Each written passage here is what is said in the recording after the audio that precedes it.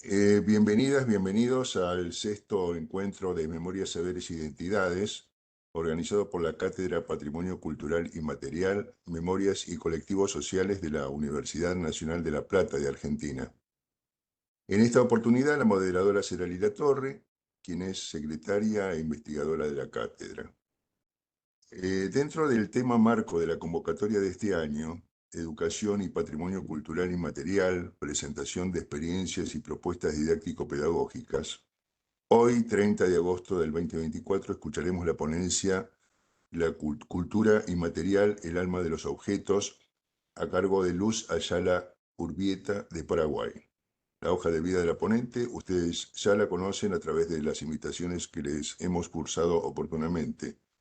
Luz vive en Asunción, Paraguay, país que está festejando por estos días la Semana de la Guaraña, género musical paraguayo que encarna la identidad de la nación y es candidato a ser declarado como Patrimonio Cultural Inmaterial por la UNESCO.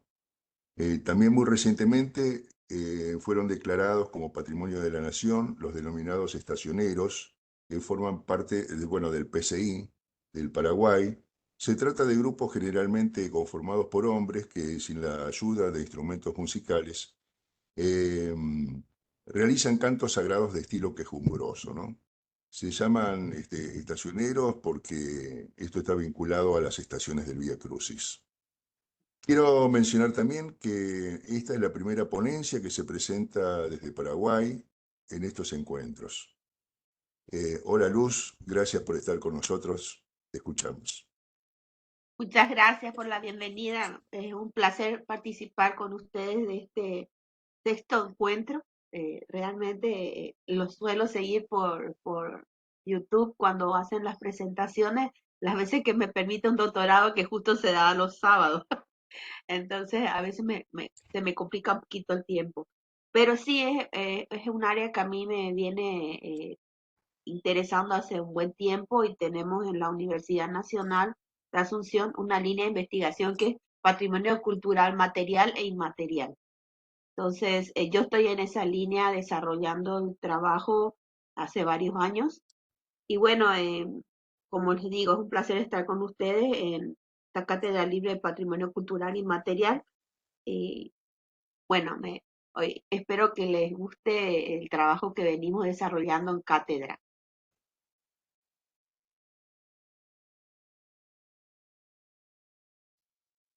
¿Quieren que directamente ya comparta la presentación?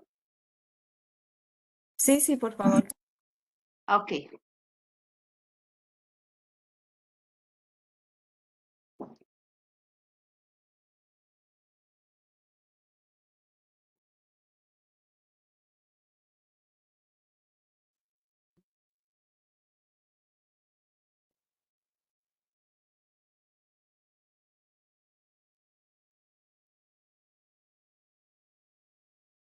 ¿La pueden ver en pantalla completa ahora?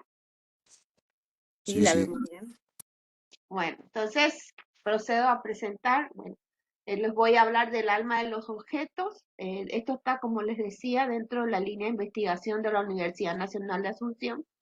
Es un proyecto, una asignatura que comenzó hacia el año 2014 más o menos a darse como materia dentro de la carrera de diseño industrial. Entonces, la presentación se basa en las experiencias de aula de historia del textil, de iconografía amerindia, que es una cátedra que fue impartida en la carrera de diseño industrial hasta el año 2018 y luego se convirtió en un proyecto de la universidad misma. A través de estas materias se estudian las culturas precolombinas mediante el estudio de los objetos con un énfasis en particular en los pueblos que son o pertenecen a lo que sería el Paraguay antiguo del siglo XIX. En el trabajo tenemos el apoyo institucional de la Facultad de Arquitectura, Diseño y Arte. La materia se imparte dentro de la carrera de diseño industrial y la investigación que derivó de esta cátedra fue solventada por la Embajada Italiana, la Secretaría Nacional de Cultura y el Consejo de Ciencia y Tecnología en Paraguay. Como les decía, esta materia nace dentro de la mención de diseño gráfico de la carrera de diseño industrial en un paquete que se denomina diseño textil, que son materias de salida como especializaciones. Entonces, este paquete textil está conformado por 4 materias, que son historia del textil e iconografía merindia, la primera del módulo. Le siguen patrones ornamentales, bordados industriales y estampados industriales. Se concibió la materia como una materia de carácter netamente investigativo. Aquí pueden ver un afiche de promoción de la materia porque los alumnos llegados a un semestre determinado, que sería quinto o sexto semestre de la carrera, toman como optativas de salida, porque hay otras menciones que son la de diseño de muebles o de interiores o la de audiovisuales. Entonces, este paquete está formado por estas 4 materias. Historia del textil pretendía ser, vamos a decir, la materia base de insumos teóricos conceptuales para el desarrollo de patrones ornamentales, bordados industriales y estampados que tengan un sello de identidad nacional. Entonces, con ese fin se creó la materia para proveer de insumos a los alumnos para que ellos tengan una idea de lo que eran los diseños ancestrales, de manera que se pudiera proveer un nuevo diccionario visual, de manera que los alumnos concibieran productos que tuvieran, vamos a decir, un carácter identitario que promoviera el diseño antropológico dentro de la carrera. Entonces, se decidió trabajar la materia como una materia netamente de investigación enfocada a tanto objetos que sean precolombinos y en su segunda etapa centrarse en lo que fueran los objetos de los indígenas o pueblos originarios del Paraguay que alguna vez poblaron el país, tanto los extintos como los actuales.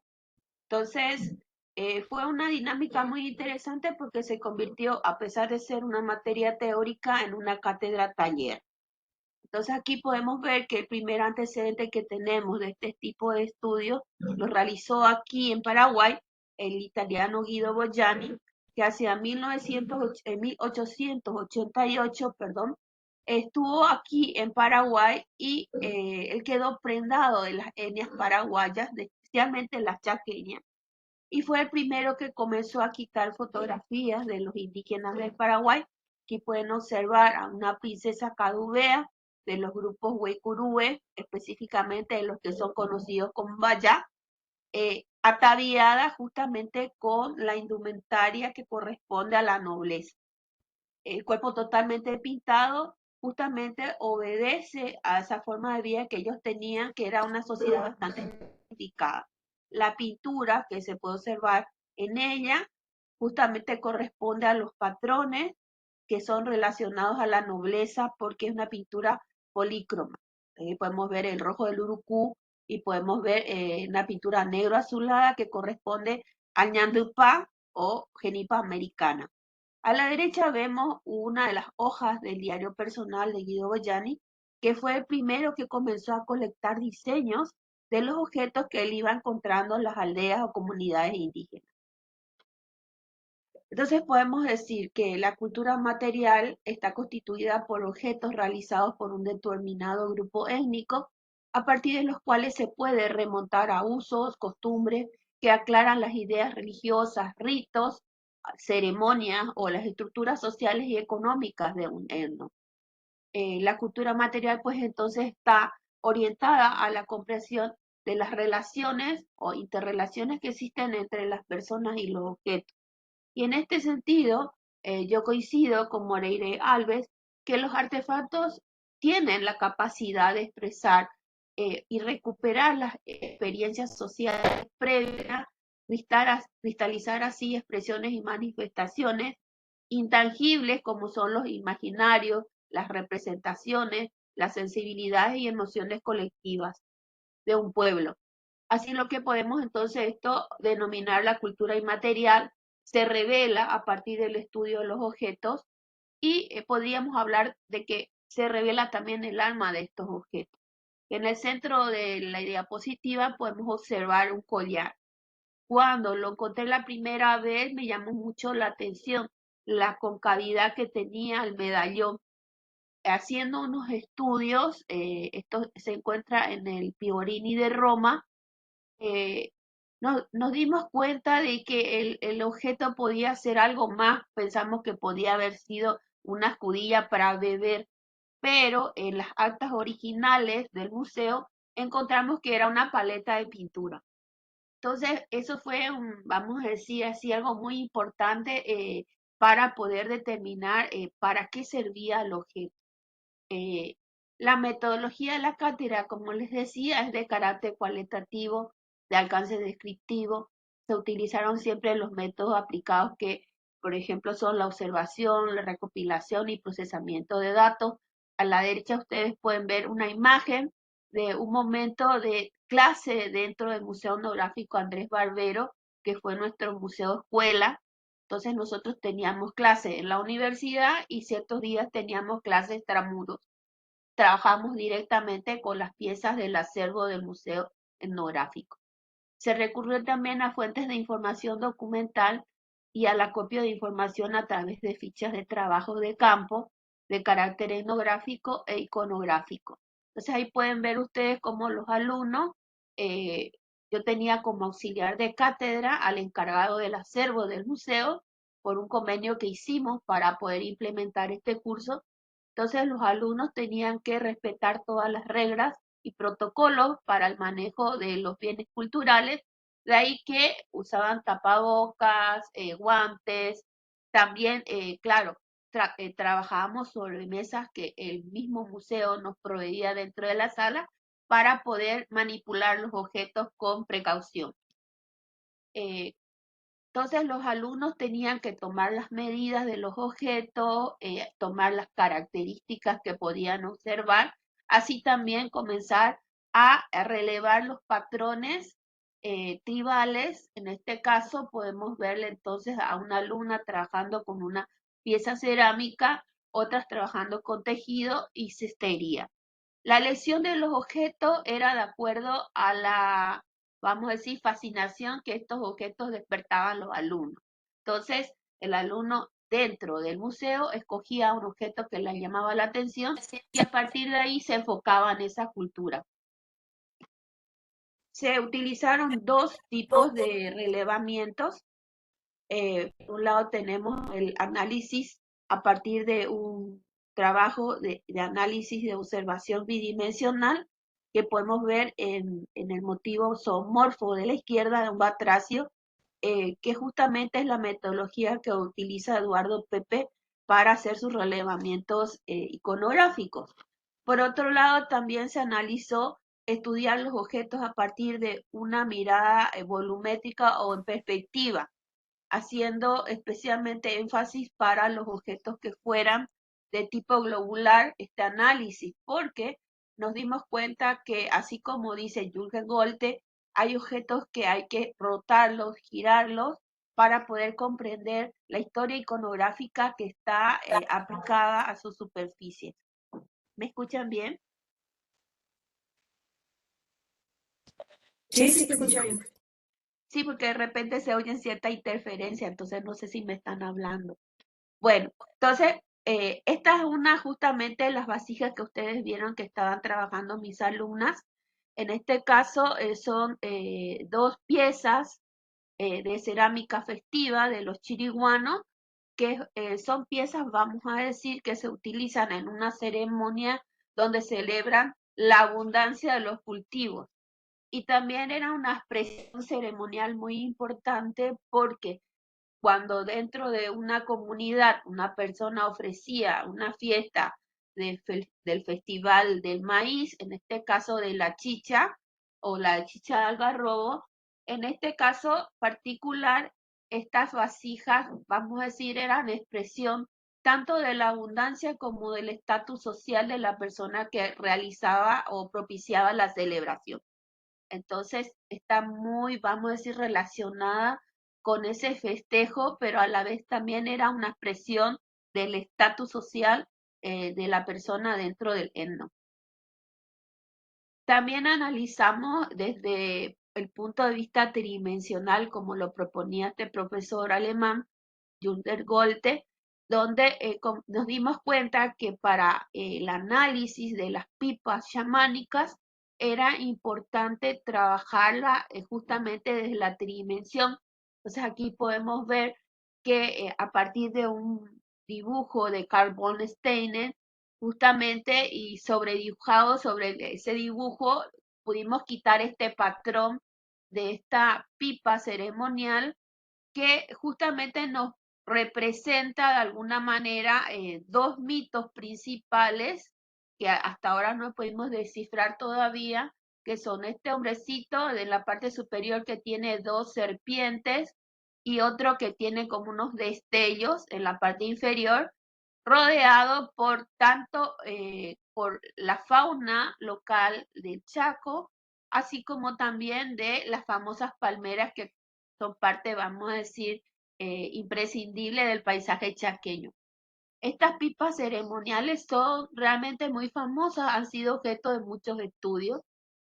Cada alumno preparaba de cada objeto una ficha semejante a esta que están viendo, donde se ponía el nombre del coleccionista que, vamos a decir, coleccionó este objeto, de qué museo se extrajo el objeto, su número de inventario, el nombre que recibe dentro del inventario del objeto, los materiales con los que está trabajado, sus medidas, fotografía, también se registra a qué tipo de tronco lingüístico pertenece, si existe algún número de inventario más antiguo, en qué fecha ingresó dentro del museo, para qué se usaba. Por ejemplo, en el caso de estas pipas ceremoniales, sabemos que dentro de ellas se colocaban alucinógenos que el shaman, vamos a decir de alguna manera, cuando fumaba la pipa, vamos a decir, el humo que salía de esta impregnaba la sala del enfermo y a la vez lo curaba. Y realmente fue muy interesante, una experiencia que tuve yo en Florencia, es que el primer objeto del Museo Etnográfico de Florencia es una pipa payagua, donde justamente este director de museo resultó ser un neurólogo que vino aquí a Paraguay hacia 1850 para hacer el comercio sobre carne conservada, y él notó justamente el uso de estas pipas y comenzó a analizar los químicos que contenía la pipa. Resultó que él hizo todo un tratado en Italia donde él habla sobre un elixir neurológico que incluso podía llegar a permitir a curar enfermedades mentales. Entonces, la curadora de la colección estaba muy interesada en saber justamente más datos sobre este tipo de pipas chamánicas que pertenecen a la cultura payagua, que está, vamos a decir, clasificada dentro del tronco lingüístico macro-huaycurú. Fíjense, la pipa corresponde a 1864 y bueno, ella está tallada en palo santo, que es una madera bastante quebradiza y dura, está grabada y está tallada sobre su superficie. Podemos observar nuevamente este personaje con las dos serpientes que para nosotros aquí está siendo toda una gran curiosidad después de estos estudios iconográficos. Como les decía, el proyecto se convirtió, la materia se convirtió en un proyecto que nació, vamos a decir, dentro de la materia, se convirtió en un proyecto institucional y también de la universidad y y está siendo financiado por la Universidad Nacional hace 5 años.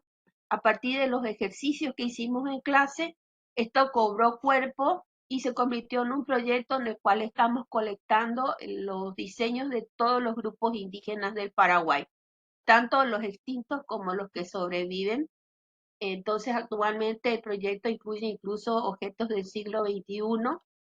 El Consejo Nacional de Ciencia y Tecnología me permitió, por medio de fondos, acceder a las colecciones más antiguas que se encuentran en museos europeos, como ser el Luigi Pigorini de Roma, el Museo de las Culturas de Basilea y el Foro Humboldt de Berlín. Prácticamente en 40 días pude, con otros dos amigos paraguayos, colectar más de 300 objetos del siglo XIX de las colecciones de Guido Bogliani y de Emilio Hasler, que fue otro fotógrafo que en medio de la investigación surgió y que realmente tiene una colección cuantiosa de objetos del siglo XIX de las culturas nacionales. En este proyecto participaron y siguen participando exalumnos de la cátedra, así como algunos alumnos que ya se recibieron, como primero que vemos Elía Paredes, que ya es una persona que actualmente está en la docencia, y todos estos alumnos que estaban dentro de esta cátedra se convirtieron en colaboradores pasantes por extensión y en épocas de pandemia, como disminuyó muchísimo la frecuencia de estos chicos por causa de la pandemia, por medio de una resolución del Consejo Directivo de la Facultad, hemos conseguido que se incorporen pasantes laborales de la carrera de diseño industrial con énfasis en investigación, aportando al proyecto 240 horas de trabajo en investigación sobre las culturas nacionales. Los objetos en los museos de Europa se encuentran realmente en un estado espectacular. Es como si se los hubieran entregado el día de ayer. Estos objetos están muy bien conservados. Aquí vemos una caja de conservación de la colección de Emil Hasler, que corresponde a los grupos Bayá. Esto se encuentra en Basilea y podemos observar cintos, bolsos, cordones para atar el pelo y una faja para la cintura, que como pueden ustedes observar es esta pieza más grande de color celeste y azul, que tiene unas borlas que son realmente dedales de plata.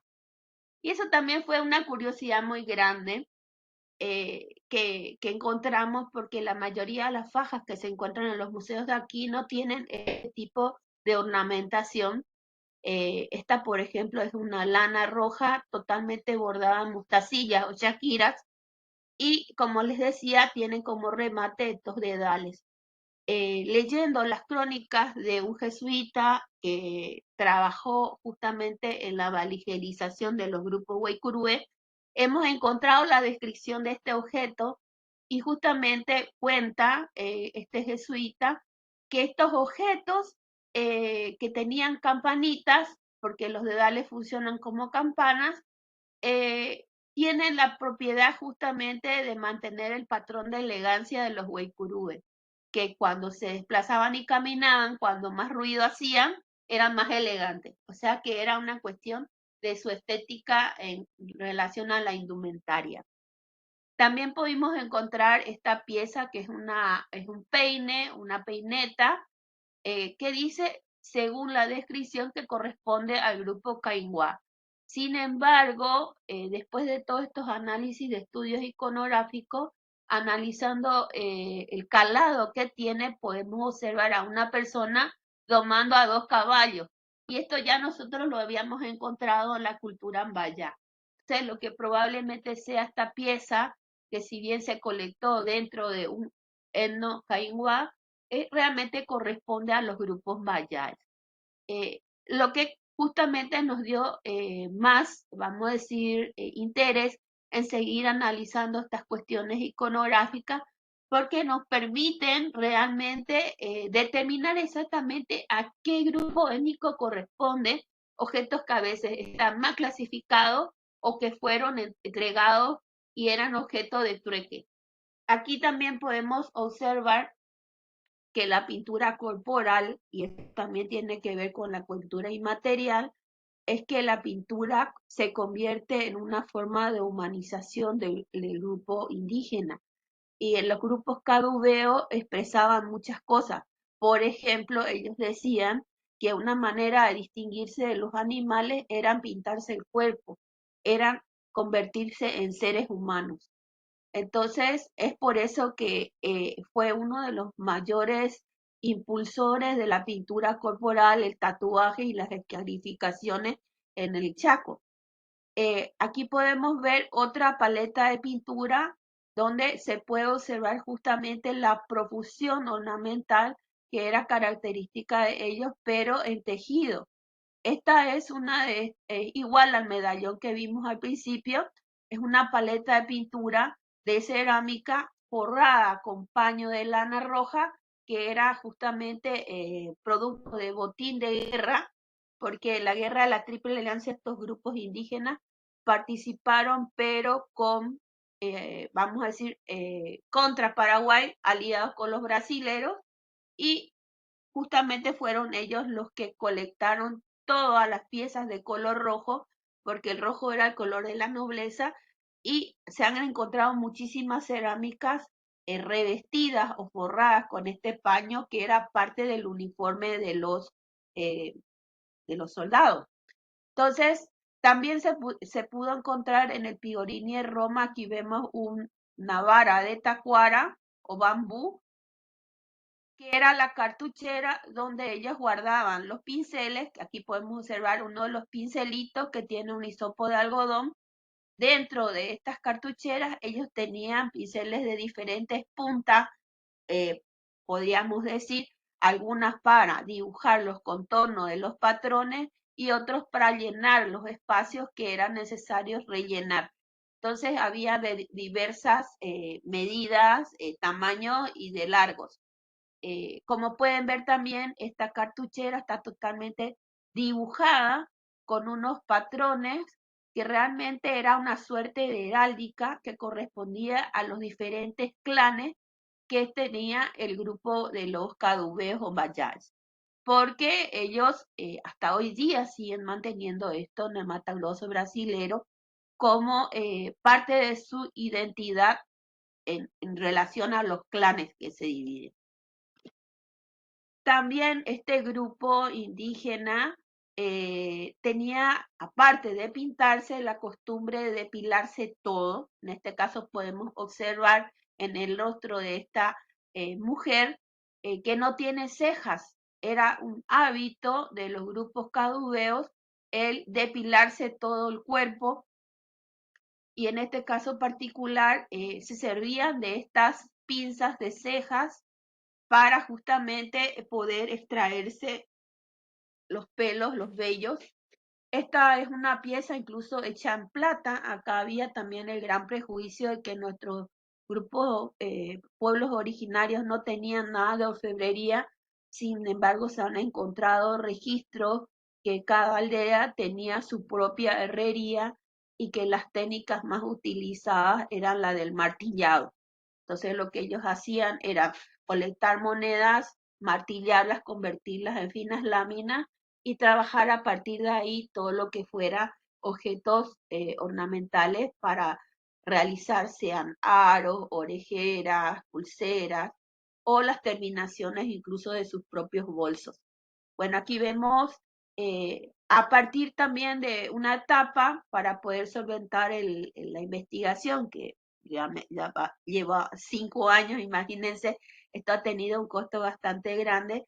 Hemos hecho exposiciones para poder ir divulgando la exposición de estos patrones, de esta investigación, al público en general, a gente especializada en el área de los museos, justamente para poder darles idea de los objetos. Porque ¿qué pasó? Que todos estos objetos fueron colectados en el siglo XIX por personas que no eran precisamente antropólogos o etnólogos. Guido Boyani era un pintor y fotógrafo. En el caso de Emilio Hasler era botánico, era médico de profesión. Entonces no dejaron descripciones, y todas estas descripciones que yo les estoy contando las hemos encontrado en las crónicas jesuíticas. En este sentido, también el diario de Guido Boyani ha aportado mucha información. Por ejemplo, en la parte superior vemos a un joven que tiene el pecho pintado como el brazo, que es lo que utilizamos con un gran dibujante que existe acá en Paraguay, que se llama Roberto Goiri, para generar los prototipos de estos guerreros que realmente en Paraguay son totalmente desconocidos dentro de las crónicas históricas. Nuestra historia contada tanto en los colegios como en la universidad recién se inicia con la colonización.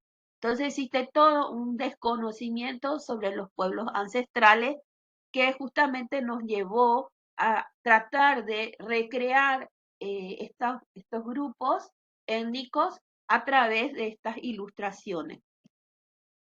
También se ha encontrado cerámica. La cerámica es realmente preciosa y creo que eh, no es comparable a otras cerámicas que hemos encontrado en esta región, porque particularmente la cerámica de los grupos Maya y de los grupos Payagua tiene la incisión del hilo de Caraguatá, que son estas pequeñas rayitas que se ven en los dibujos que tienen color blanco, que son incisiones que se hacen con la cerámica cuando aún todavía no ha sido cocida.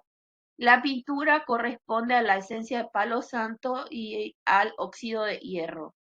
Y analizando esto y conversando con una indígena cadubea, hemos llegado a la conclusión que los motivos tienen que ver, por más abstractos que los vemos, están inspirados en la fauna, en la flora, especialmente este está inspirado en las plantas, pero especialmente podemos observar que las formas corresponden a la zona donde ellos habitaban, que eran por lo general zonas bastante pantanosas. Por lo general se cuenta y se narra que los grupos caduveos siempre estuvieron cercanos a estos lugares para poder escapar de los colonizadores. Entonces, ellos vivían en esta zona de los humedales, especialmente en el lugar donde hubieran muchas palmeras, porque su mayor fuente de alimentación eran las palmas, el meollo de las palmas o lo que nosotros conocemos como palmito. Entonces, la mayoría de las formas que vemos tan orgánicas corresponden a la forma de este desplazamiento geográfico en el cual ellos vivían, donde habían lagunillas y de repente como pequeñas dunas de tierra o pequeños manchones de tierra en medio del agua. También analizando las vestimentas de otros indígenas, en este caso, por ejemplo, tenemos un vestido de los chamanes del grupo Com y una chaquetilla de guerra o cota de malla de los grupos Mataco, específicamente de la etnia Wichí. El primer vestido lo podemos encontrar en el Museo Etnográfico del Museo Vaticano, que se llama Anima Mundi, y la chaquetilla se encuentra en el Museo de Buenos Aires, el Museo Etnográfico Juan Bautista Ambrosetti. Particularmente tuve la suerte de conversar con una tejedora wichí y ella fue la que me comentó que este patrón corresponde a la síntesis formal de un avestruz, lo que en Paraguay conocemos como ñandú o ustedes conocen como surí, ¿verdad? Entonces, es muy interesante este animalito, ¿verdad? Esta ave que corre mucho por los territorios chaqueños, justamente era, vamos a decir, este patrón impreso o dibujado o tejido dentro de lo que sería la chaquetilla, realmente era representativo de los caciques que comandaban las guerras. Entonces, que justamente particularmente me comentó esta indígena tejedora de que era, vamos a decir, de uso exclusivo de los caciques, porque el avestruz americano, a diferencia del africano, no esconde la cabeza, sino que enfrenta la batalla. Entonces, es la síntesis formal como una S y ellos le llaman el lomo del surí. Analizando un poco entonces el simbolismo o lo que viene, vamos a decir, a la cultura inmaterial que analizamos, este animal corresponde al símbolo de la valentía y el arrojo, a lo intrépido que resulta este animal de encarar la guerra.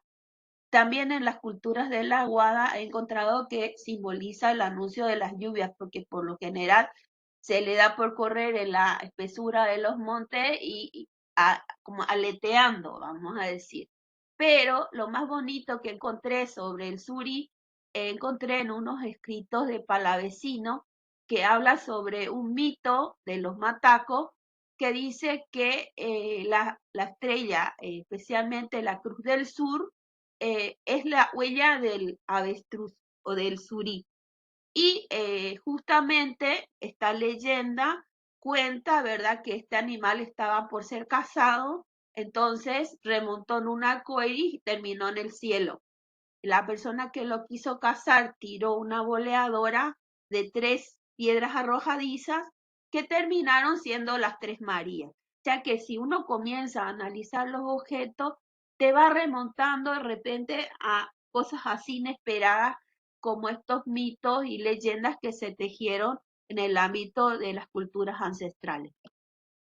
También hemos encontrado los escritos de otro jesuita, Florian Pauc, que se dedicó a estudiar a los grupos mocovíes y también a los tobas, y especialmente a los grupos huaycurúes, eh, una serie de dibujos de los trajes que vestían, de las armas, de los elementos para tejer, eh, de manera así muy, vamos a decir, interesante, porque podríamos decir que él, con las acuarelas que diseñó para poder explicar mejor sus narraciones históricas, eh, nos da por primera vez, vamos a decir, junto con otros gestas, pero en mayor cantidad de imágenes, una primera idea de lo que sería la imagen visual rioplatense.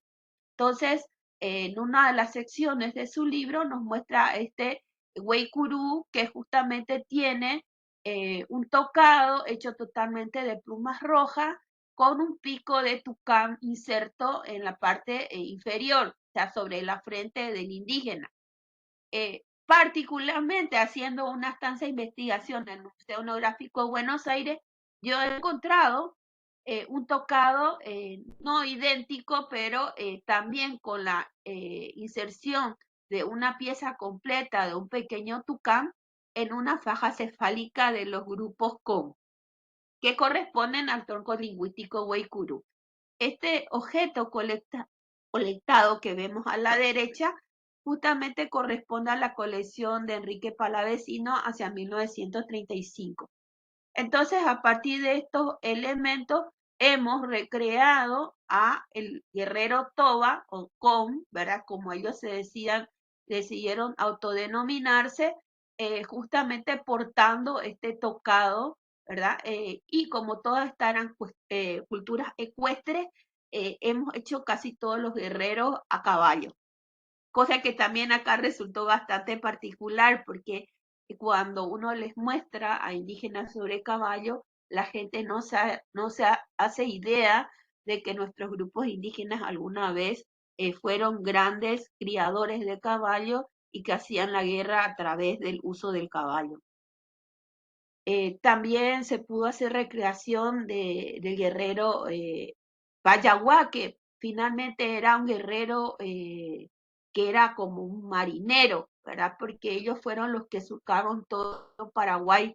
Actualmente estoy haciendo una investigación que se llama Los Hombres del Agua, porque estos grupos indígenas payaguáes fueron los grandes canoeros del río Paraguay. Podemos ver en el Museo Etnográfico aquí en Asunción, se encuentra una de las canoas que eran prácticamente de una sola pieza de tronco.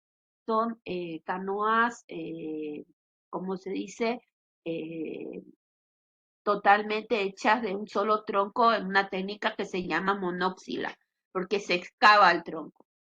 Por lo general se utilizan las maderas del timbó, en algunos casos la del palo borracho, para generar estas canoas, que incluso alcanzaban dimensiones bastante extensas de hasta 12 metros. Entonces aquí podemos ver en las acuarelas de Florian Pau que los guerreros payaguáes, cuando pisaban tierra, era para poder combatir a otros grupos contrarios, y su remo era un remo puntiagudo. Era la paleta, vamos a decir, del remo, no era redondeada sino en punta, y funcionaba también como un arma de defensa o lanza. También se han encontrado en la colección de Emilio Hasler unas cantimploras que podemos ver acá en calabazas totalmente pirograbadas, y también se han encontrado grabados donde muestran el particular peinado que utilizaban los navegantes payaguáes, que era como una especie de rodete que también Roberto lo pudo, vamos a decir, de alguna manera recrear en esta ilustración.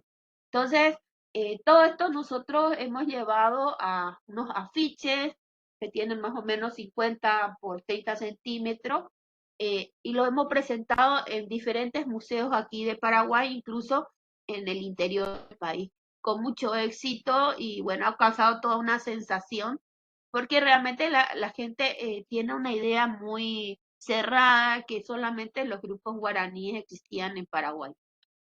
Analizando otra etnia, Disculpa, cuando puedas vamos sí, cerrando. bueno, entonces voy cerrando. Aquí tenemos entonces al Choroti. Estos estaban viviendo cerca del río Pilcomayo. Podemos ver un tocado que está hecho de hilos de caraguatá o chaguar con aplicaciones de valvas. La parte inferior podemos ver un collar, que es lo que ellos también usaban como bandoleras en el pecho y en el cuello.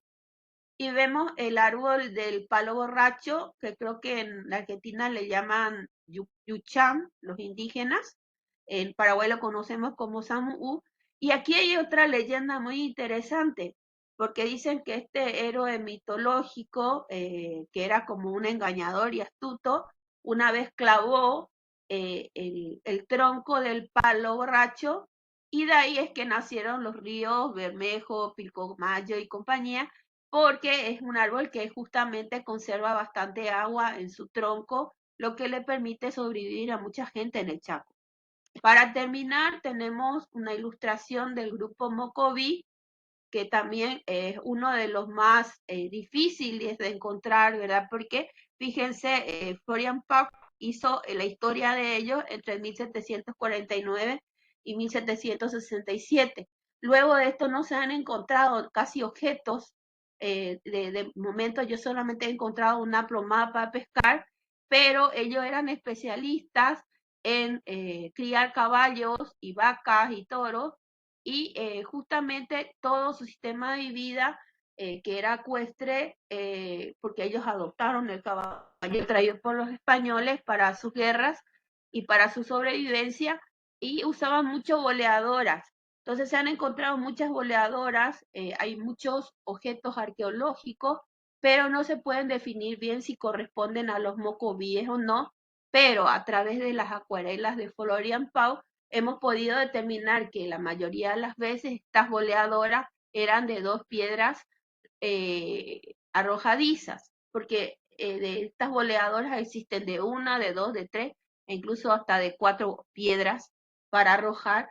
Y bueno, era la manera que ellos podían enlazar caballos, enlazar ganados, vacunos y también incluso a los yaguaretes, cosa que aquí pareció bastante extraño, pero entre estas acuarelas se muestra justamente cómo ellos lograban cazar los yaguaretes con estas boleadoras, y el yaguarete era un animal muy importante para los grupos indígenas.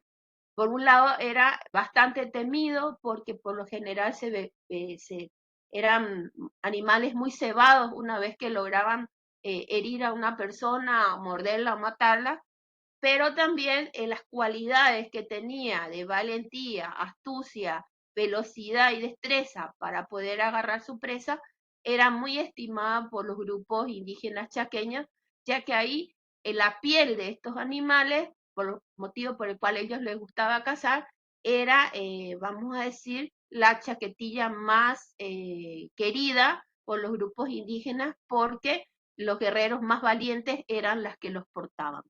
Y bueno, con esto termino mi presentación y me encuentro a disposición de ustedes para cualquier pregunta. Bueno, Luz, muchas gracias por la presentación. Y bueno, empiezo con alguna pregunta que está en el chat Sí, de Alfredo, que dice, considerando que la investigación está en proceso de edición para su publicación, ¿qué implicaciones esperás que tenga este trabajo en el ámbito académico, cultural y legal de Paraguay? ¿Cómo puede concluir? es muy importante porque nosotros esto lo estamos encarando como una ayuda a la Secretaría Nacional de Cultura para catalogar estos bienes que están extramuros del Paraguay, vamos a decir. Nos hemos encontrado, las colecciones más antiguas están todas en Europa. Si bien no tenemos instalaciones, infraestructuras para poder conservar eso así como está conservado en Europa, porque esto está dentro de bodegas, lastimosamente estas colecciones nunca han salido a exposiciones en los museos europeos porque no tienen descripciones. A través de estas alianzas que hemos hecho con los museos, nosotros hemos proveído fotografías y para el mes de noviembre estamos por terminar el diseño del libro con todos estos patrones para poder enviarles también a ellos las descripciones, ¿verdad? Con los grafismos. Y bueno, dentro de mi utopía, porque realmente ha llevado mucho trabajo y de gestión esta investigación, porque los museos de Paraguay están cerrados a que nosotros quitemos fotografías, imagínense, porque no hay justamente protección legal para, vamos a decir,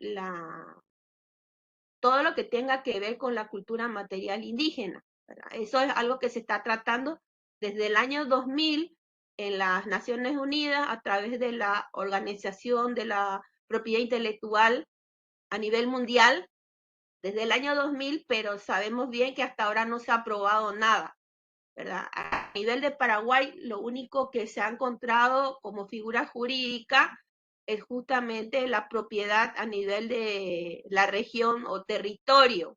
Por ejemplo, se ha protegido Ñandutí, que es un tejido nacional típico, porque hay ciudades que se dedican netamente a hacer esta artesanía, ¿verdad?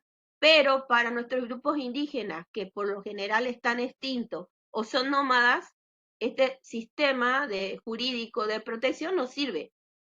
Además, la legislación nacional, e incluso creo regional, porque he estudiado el tema en mi maestría, mi tesis de maestría sobre propiedad intelectual indígena, porque ante tantas trabas que encontré comencé a investigar y realmente solamente aquí en América tenemos una propiedad intelectual reconocida a los grupos indígenas en el grupo eh, del Perú, ¿verdad? El Perú tiene una ley que protege a los objetos indígenas. También hay una legislación en Panamá que resultó bastante efectiva. Por ejemplo, la firma Nike llegó a colectar patrones de los grupos Cuna, hizo toda una tirada de calzados deportivos con estampación de los diseños de las molas Cuna, y estos grupos indígenas a través de esta ley demandaron a Nike y quitaron de circulación estos objetos. Ese es el único caso positivo que he encontrado legalmente que ellos lograron revertir la situación y tuvieron que ser resarcidos por el uso indebido de sus patrones. Entonces, la única legislación así a nivel, vamos a decir, continental la encontré en África, que es la Asociación de Propiedad Intelectual Africana, que se llama ARIPO.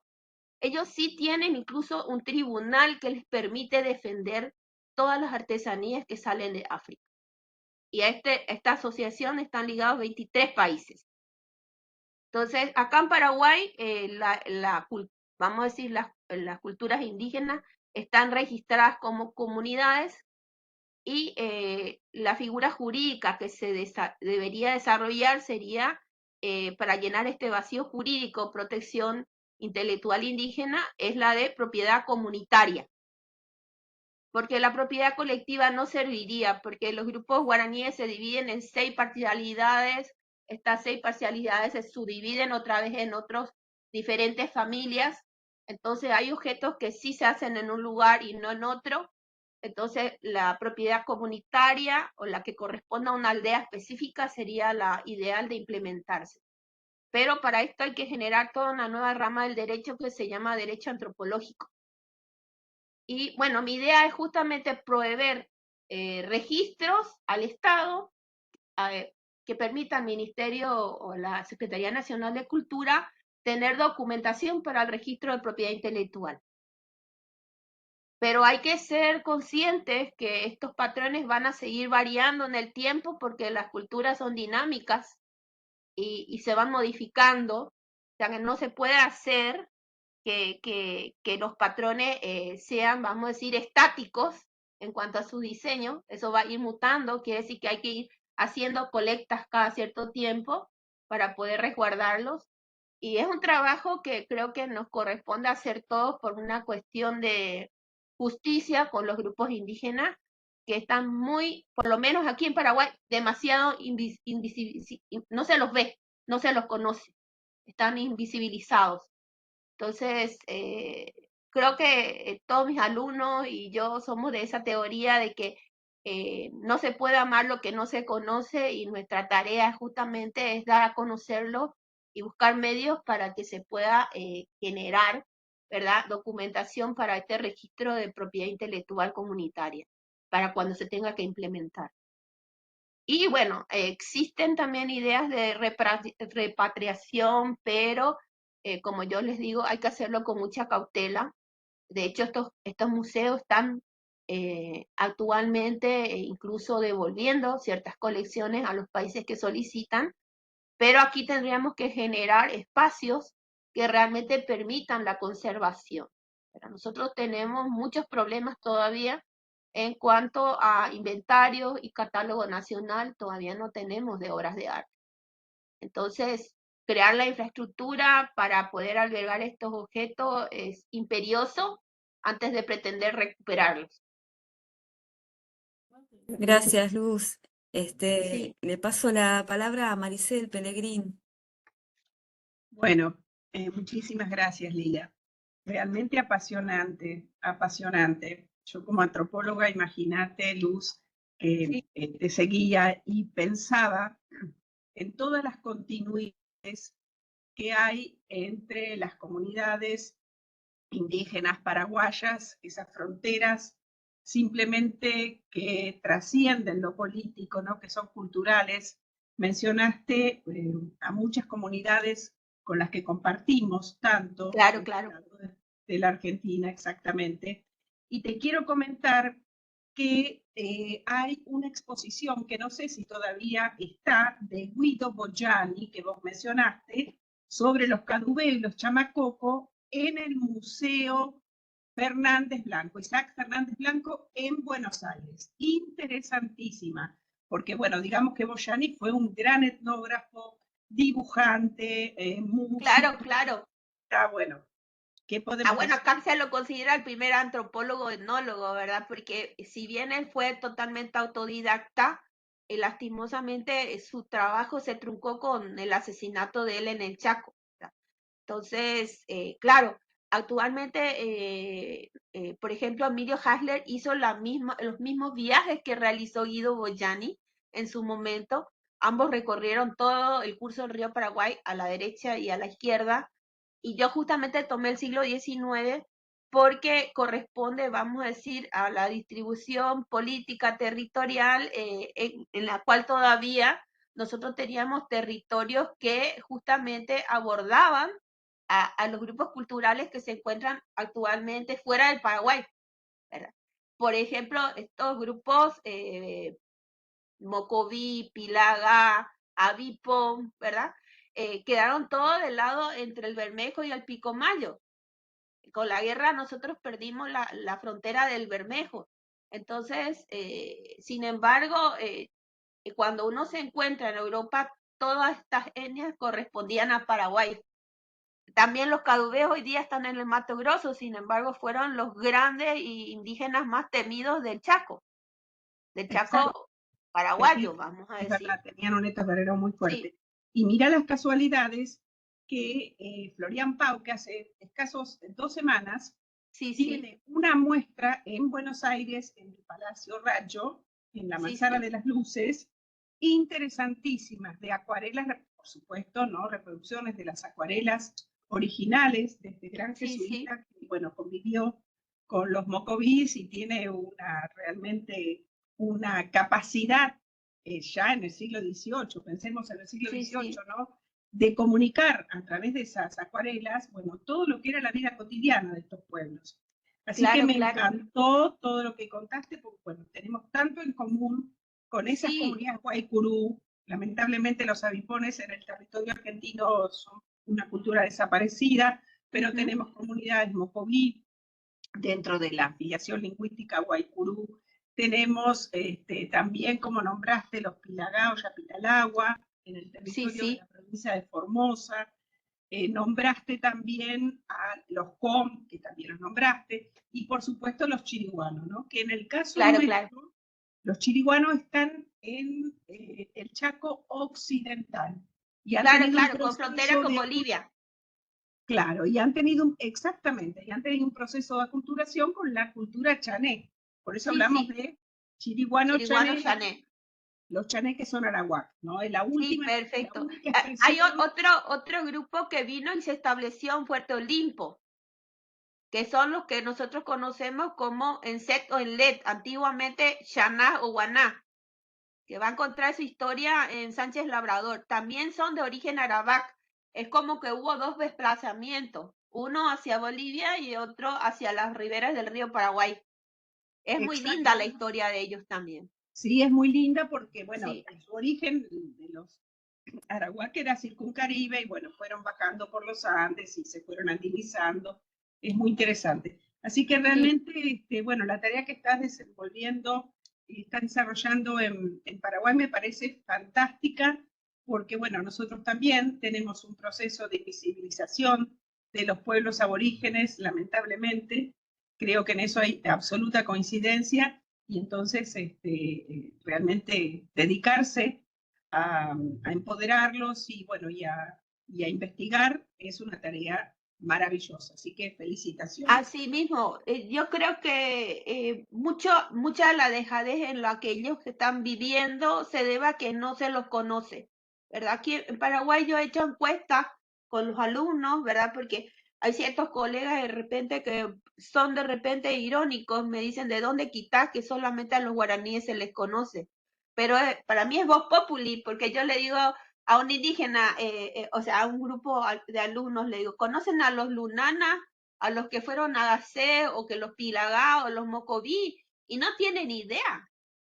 Se van a acordar quizás de alguna Lloreo, porque la Lloreo acá, como lo están quitando todos los territorios, están haciendo cortes de ruta, entonces salen en los diarios, en los noticieros, y por eso se los conoce, ¿verdad? Entonces, son los sobrevivientes, como se dice. Pero el problema más grave que tenemos nosotros es que estos grupos indígenas están siendo despojados de sus territorios ancestrales. Por más que la Constitución Nacional reconoce de inicio que son los originarios pueblos del país y que por lo tanto no necesitan ni siquiera títulos para sus territorios, ahora la verdad es la misma policía la que los desaloja porque el INDER, que es el Instituto de Tierra, vende los territorios con todos ellos adentro. Y viene la policía y resulta que los grandes terratenientes nacionales y extranjeros los desalojan. Y lo primero que hacen es quemar su escuelita, quemar sus altares, sus casas sagradas, ¿verdad? Entonces es un atropello constante. Lo que nosotros con este proyecto tratamos también de generar conciencia sobre la existencia de estas culturas que nos preceden, ¿verdad? Y que, bueno, que deberíamos ser más, vamos a decir, es de justicia darle su lugar. Totalmente. Gracias, Bueno, y Luz. aparte lo Gracias, nombraste a Maricel. don Enrique Palavecino, ¿no? Sí, Un sí, gran investigador que tiene su Eh, lugar en el Museo Etnográfico, así que es fantástico.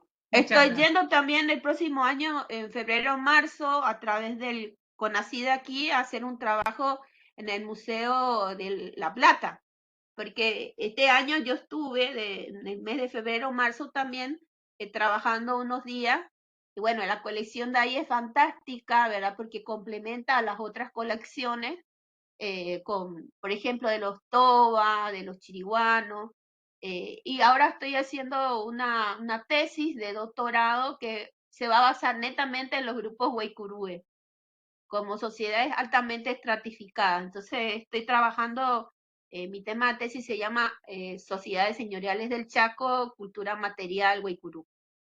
Estoy Bueno, si haciendo les énfasis en estos parece, grupos que prácticamente fueron los únicos que jamás se plegaron a la colonización y que por eso lo han tratado como bárbaros, salvajes.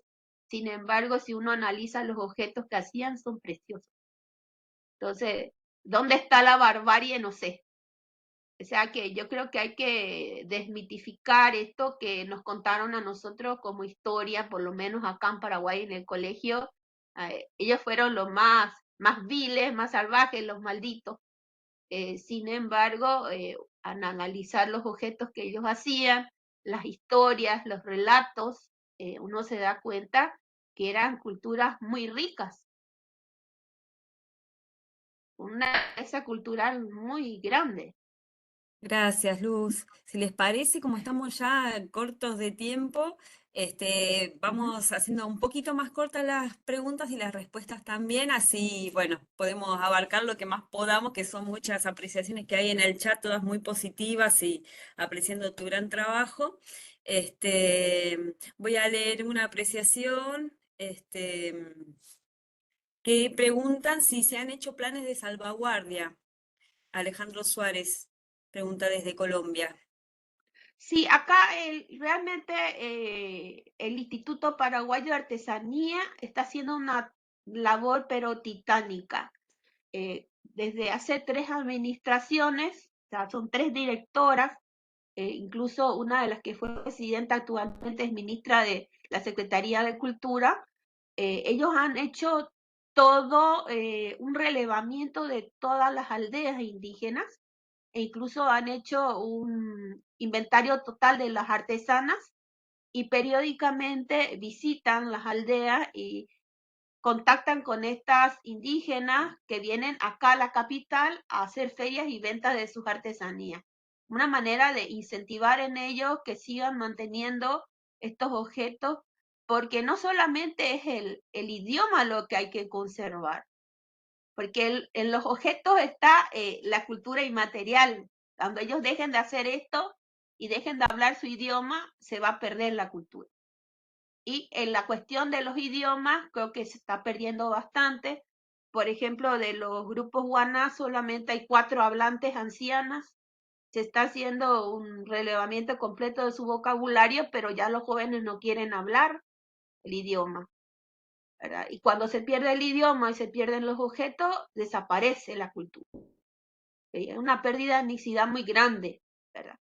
Entonces, sí, ellos están en esa, vamos a decir, quijotesca tarea de tratar de preservar, incluso se han hecho talleres de salvaguarda donde los propios indígenas dan clases de cómo hacer máscaras, cómo hacer objetos cerámicos, eh, y realmente es muy interesante esa, vamos a decir, interculturalidad que se vive en estos talleres, porque claro, se hacen aquí en la capital, vienen los indígenas en el instituto y dan las clases.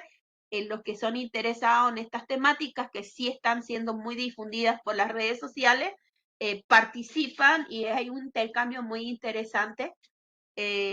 También se han llevado exposiciones, incluso en Buenos Aires, ¿verdad?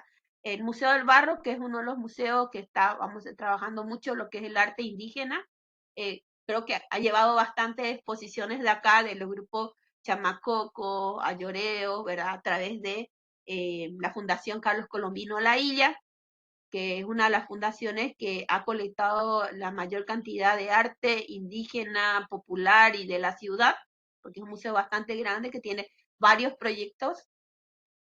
Y bueno, vamos a decir que lastimosamente el Instituto Paraguayo del Indígena es el que más tiene que hacer, no hace nada, ¿verdad? Pero por suerte vamos a decir que el Instituto Paraguayo de Artesanía sí está abocado a esta labor de salvaguarda. Gracias, Luz, gracias por la respuesta. Bueno, si les parece, le paso la palabra a Eric Madrigal, luego a Alfredo Torro, así ya vamos cerrando el encuentro. Gracias, Lila. Muchas gracias por tu exposición. La titulaste El alma de los objetos, Sí, sí. lo cual nos involucra profundamente a las comunidades principalmente las comunidades actuales. Y tu Así mismo. exposición realmente me llena de mucha angustia, porque puedo ver la belleza de la cultura y de las expresiones inmateriales de estas comunidades, pero también me duele, me angustia lo que nos contás del estado actual de las comunidades indígenas en el Paraguay, las acciones del gobierno y de otras instituciones. Me gustaría preguntarte, ¿cómo involucrar, porque veo que has hecho un trabajo muy fuerte a través de las colecciones de museos, pero Sí. ¿cómo estás planeando involucrar a procesos en donde se meta la comunidad, las comunidades indígenas, para poder empoderarlos y que toda esta investigación tan importante de lo que fueron se vuelva lo que son, lo Sí. real, lo que la vida actual? Bueno, Gracias. mira, acá está trabajando fuertemente una fundación que se llama Museo Verde, que creo también ha tomado contacto con ustedes ahí en Argentina. Esta fundación ha promovido el encuentro intercultural de todos los grupos a los cuales visitó Guido Boyani. Y hace 2 años acá hubo un encuentro, y sé que estos encuentros se siguen dando, donde vienen indígenas de Brasil, de Paraguay, Argentina, incluso Bolivia ahora se ha incorporado, eh, justamente para compartir estos mitos, estas culturas que antiguamente, por darles una idea, los com de aquí de Villa Ayes se dieron cuenta que hablan el mismo idioma que los caduveos del Mato Grosso, con algunas diferencias, pero en esencia es el idioma guaycurú. Entonces, esta fundación, a la cual me invitó a participar de estos encuentros, me permitió justamente facilitarle a los grupos caduveos los libros que yo he hecho sobre las artesanías de ellos, que realmente eran objetos etnográficos, eran objetos en uso en la aldea, no eran precisamente artesanía, porque lo que llamamos artesanía son los objetos que hacen para vender. Pero de los grupos caduveos, la única manifestación que perdura en el tiempo es la cerámica, que mantiene los patrones de la pintura corporal en los objetos. O sea, como que se transpuso toda la pintura corporal a la cerámica. Pero antiguamente hacían talla madera, tallan huesos, cestería, cuero. Había muchísimas otras manifestaciones del arte caduveo. De todas estas técnicas sobrevive la artesanía, o sea, la cerámica. Entonces, con el director de esta fundación, él está generando en cada lugar un museo o un centro alternativo cultural, porque lo que él hace es recuperar alguna instalación de las aldeas para convertir en una sala de presentación de las colecciones, que él mismo a veces compra y las vuelve a montar como si fuera un pequeño museo alternativo. Entonces, hemos entrado en contacto de manera que él pueda de repente llevar los afiches con las normalizaciones de estos patrones, de manera que ellos puedan ver lo que antiguamente se hacía en sus aldeas. Eso también es un trabajo que está haciendo el Museo Pigorini de Roma con ellos, a través de este ex embajador de Italia en Paraguay, de ahí que nace la idea de hacer esta fundación. Bueno, también yo he conversado con indígenas Huishi, especialmente con María del Carmen Toribio, que creo que es una de las que más se dedica a expandir, vamos a decir, la cultura del tejido. Y bueno, en esta primera fase fue un estudio más iconográfico con miras a emprender otro proyecto que sea lo iconológico. Solamente que toda esta cuestión inmaterial salta al comenzar a buscar vamos a decir, el sentido a los objetos que estaban depositados en los museos, nada más que con un número de inventario y de la cultura a la que pertenecían.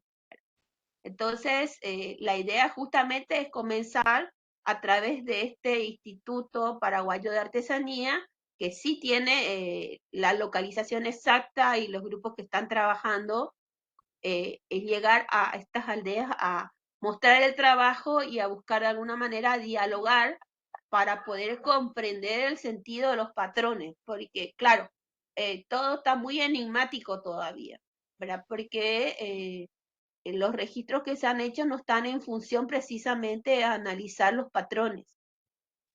De los grupos Uchi hay varios estudios que yo he encontrado, ¿verdad? Pero que sí he confirmado con esta indígena, María del Carmen, por ejemplo, cómo se llaman los puntos, que el punto que es orejita de mula, la pata del carancho, pero ¿qué significan estos animales aparte del nombre que le dan a esos puntos? No sé, por ejemplo, así como resultó el del avestruz. Entonces, es importante el diálogo y espero poder hacerlo. Y Luz, ¿has percibido algún tipo de sentimiento de las comunidades indígenas al ver objetos tan significativos de su cultura en los museos europeos? Y saber que partieron de tal vez llevar los objetos en condiciones de colonialismo, cosas de esas. Bueno, te voy a comentar dos casos que se produjeron. Un caso, por ejemplo, ocurrió que cuando los grupos Cadubea son los únicos que tienen copyright. Y el copyright se hizo en Alemania porque ellos fueron contratados en el Brasil por un estudio arquitectónico que diseñó para Berlín un conjunto habitacional justamente cuando se desplomó el muro, ¿verdad?, que dividía Alemania, se hicieron nuevas urbanizaciones con viviendas colectivas. Bueno, se hizo un concurso internacional y ganaron unos brasileros que contrataron a estos grupos indígenas para que le diseñen grafismos para azulejos.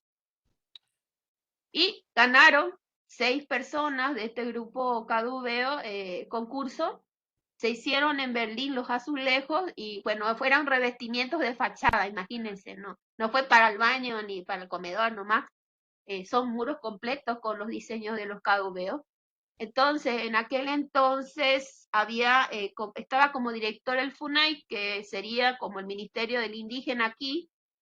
Él era muy afecto a estos grupos indígenas, logró que se las nuclee en una asociación a estas indígenas y de los patrones, que fueron 278 que se colectaron en ese concurso, él logró hacer el copyright en Alemania a través de la generación jurídica de una asociación de indígenas Cadubea.